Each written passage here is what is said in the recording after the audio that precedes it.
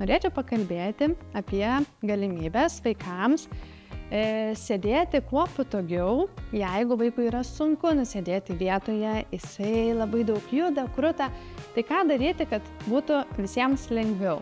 Tai viena iš priemonių yra štai tokia balansinė pagalvėlė. Ją galima naudoti tiek lygia pusė, tiek šiurkščia pusė. Ją galima dėtis tiesiog ant kėdės ir tuomet vaikas, kai atsisėda, jisai gali judėti, tai nesukelia triukšmo ir vaikui yra geriau susikaupti. Kita priemonė yra gumos. Gumos yra skirtos tam, kad vaikas galėtų įsikišus kojas, jisai gali mindyti visaip ir taip panaudoti savo raumenų jėgą net ir tose veiklose, kur mes turime sėdėti vienoje vietoje, klausyti ir būti susikaupę. Kita priemonė yra štai tokie svareliai.